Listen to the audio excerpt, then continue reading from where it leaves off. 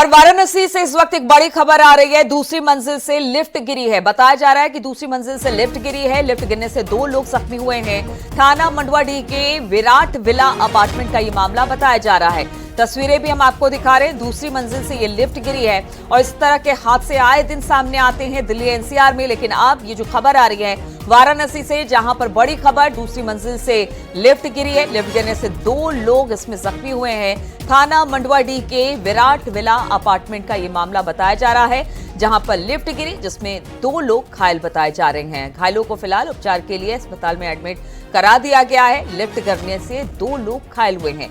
ये जो लिफ्ट गिरी है, बताया जा रहा है कि विराट विला अपार्टमेंट है, वहीं पर ये लिफ्ट मिली। दूसरी मंजिल से ये लिफ्ट गिरी। अचानक गिरने से 2 लोग इसमें घायल हो गए हैं, जिन्हें फिलहाल तो अस्पताल में एडमिट करा दिया गया है।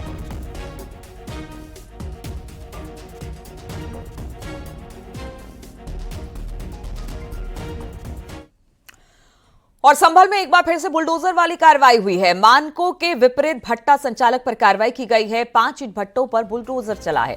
पॉल्यूशन कंट्रोल बोर्ड के निर्देश पर खनन महकमे और प्रशासन की संयुक्त टीम ने इस कार्रवाई को अंजाम दिया। असमोली थाना इलाके में ये कार्रवाई की गई है। तो खनन विभाग और प्रशासन की तरफ से ये कार्रवाई की गई है। संभल में बुलडोजर एक्शन हुआ है और इस बुलडोजर एक्शन में बताया जा रहा है कि जो भी ईंट भट्टे थे, खासतौर पर जो मानकों के विपरीत थे, उस पर कार्रवाई की गई है। 5 ईंट भट्टों पर बुलडोजर चलाया गया है। पॉल्यूशन कंट्रोल बोर्ड के निर्देश पर खनन महकमे और प्रशासन की संयुक्त टीम ने ये कार्रवाई की है। असमोली थाना इलाके में ये ईंट भट्टा है, जिसे अब ध्वस्त कर दिया गया है।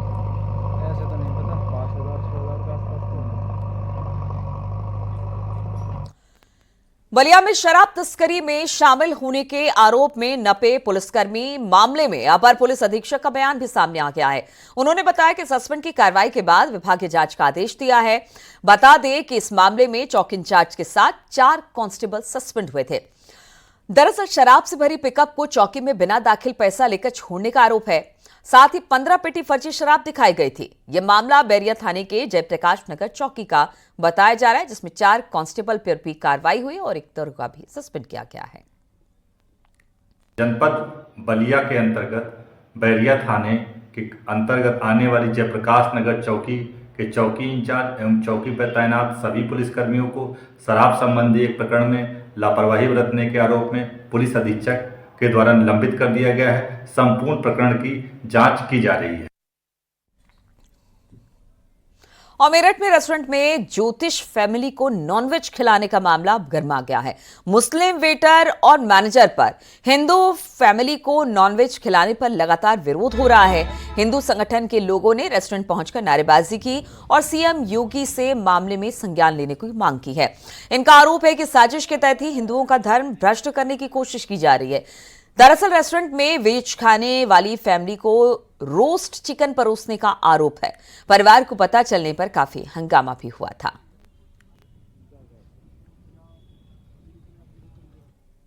ये कोई पहली घटना नहीं है, इससे पहले भी एक घटना हुई थी। वहां पर भी जो है एक नॉनवेज की जगह, मतलब वेज की जगह नॉनवेज खिला दिया था। यहाँ पे भी जो है वेज मांग रहे हैं तो नॉनवेज ऑर्डर दे दिया गया है। स्टाफ बनाने वाला भी मुस्लिम है, जो मैनेजर है वो भी मुस्लिम है। मुझे तो ये समझ में नहीं आ रहा, जहां भी ये लोग इस तरीके से कर रहे हैं तो हिंदुओं का धर्म भ्रष्ट क्यों कर रहे हैं। और पुलिस ने अब तक केवल जांच चल रही है। परसों रात की 11 बजे की घटना है। परसों 11 बजे से लेकर अब तक 48 घंटे से ज्यादा हो चुके हैं। पीड़ित ने शिकायत भी दे दी है पुलिस को और उसके बाद भी अब तक जो है केवल जांच हो रही है। मुकदमा पंजीकृत होना चाहिए और ऐसे रेस्टोरेंट में वेज और नॉनवेज की किचन अलग हो। विश्व हिंदू वाहिनी और बजरंग दल के राष्ट्रीय अध्यक्ष प्रवीण तोगड़िया ने बांग्लादेश के हालात पर चिंता जताई। उन्होंने कहा कि भारत सरकार को भी बिल्कुल इजराइल सरकार की तरह रुख करना चाहिए। बांग्लादेश में मानवाधिकार बिल्कुल खत्म हो चुका है। तो इस तरह के बयान प्रवीण तोगड़िया की तरफ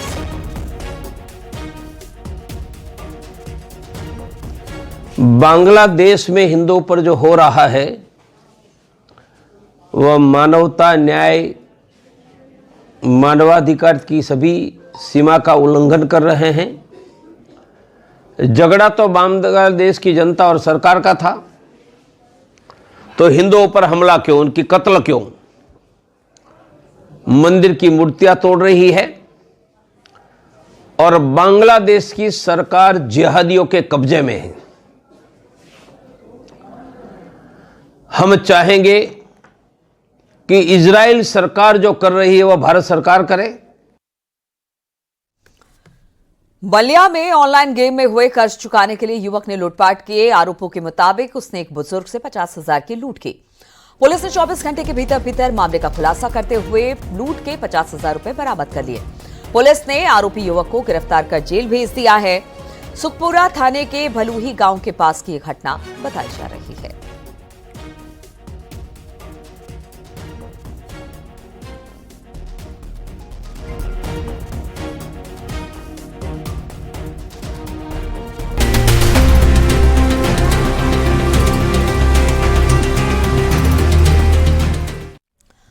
तो ग्रेटर नोएडा के निर्माणाधीन जेवर एयरपोर्ट साइट पर आज रनवे ट्रायल होगा। एयरपोर्ट पर पहली बार एरोप्लेन टेक ऑफ और लैंड करेगा।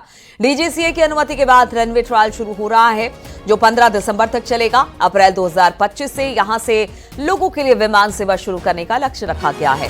इससे पहले डीजीसीए से इजाजत नहीं मिलने के चलते ट्रायल रन शुरू नहीं हो पाया था। पहले 30 नवंबर को ट्रायल रन की तारीख नियत की गई थी, मगर डीजीसीए टीम के निरीक्षण के बाद ये आगे बढ़ गई।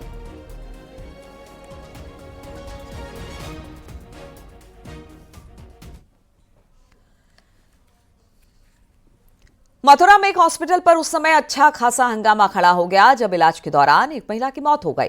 महिला की मौत के बाद परिजनों ने अस्पताल में जबरदस्त हंगामा किया और स्टाफ के साथ मारपीट की। मारपीट की सूचना मिलने पर सीओ सिटी सहित कई थाने की भारी संख्या में पुलिस बल अस्पताल के बाहर पहुंच गई। हंगामा कर रहे लोगों को किसी तरह से समझाया गया, बुझाया गया और मामले को रफा दफा यानी शांत किया गया।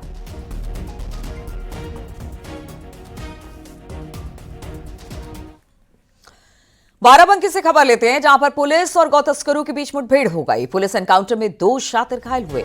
इनको अस्पताल में एडमिट करा दिया गया। मुखबिर की सूचना पर हुई कार्रवाई में पुलिस ने कुल 7 बदमाशों को गिरफ्तार किया। अभियुक्त के पास से पुलिस ने 2 अवैध तमंचे, 2 खोखा कारतूस, 3 जिंदा कारतूस, 1 चाकू और 1 पिकअप बरामद किया है। अभी तक 4 अपराधियों के विरुद्ध कई अभियोग पंजीकृत हैं। ये बदमाश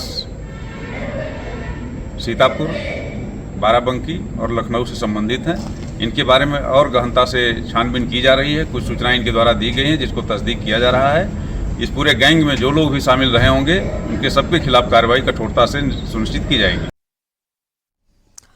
और अब खबर ललितपुर से, जहां पर पुलिस ने 25,000 के नामी बदमाश को गिरफ्तार किया। आरोपी मुकेश पर चीट फंड के जरिए धोखाधड़ी कर लोगों के रुपए हड़पने का आरोप है। इसने लोगों को कम समय में उनका पैसा दुगना करने का झांसा देकर ठगी की। LUCC चीट फंड कंपनी ने लोगों के हजारों करोड़ की ठगी की। इस मामले में कई थानों में केस दर्ज है और आरोपियों की लगातार अब गिरफ्तारी की बात हो रही है। अपराधियों के विरुद्ध की जा रही कार्रवाई के क्रम में कोतवाली पुलिस द्वारा आर्थिक अपराध में वांछित एवं 25,000 रुपए के इनामी अभियुक्त मुकेश कुमार जैन को गिरफ्तार किया गया है। उल्लेखनीय है कि मुकेश कुमार जैन द्वारा अपने साथियों के साथ मिलकर LUCC नामक चिटफंड कंपनी बनाकर जनपद ललितपुर और आसपास के जनपदों के लोगों से करोड़ों रुपए निवेश के नाम पर जमा कराए गए हैं। उक्त प्रकरण में जनपद के विभिन्न थानों पर कई अभियोग पंजीकृत हैं। अब तक कुल 19 अभियुक्तों को गिरफ्तार कर जेल भेजा जा चुका है। इसी क्रम में आज अभियुक्त मुकेश कुमार जैन को गिरफ्तार कर जेल भेजा जा रहा है। अभियोगों की गहनता और सूक्ष्मता के साथ विवेचना की जा रही है।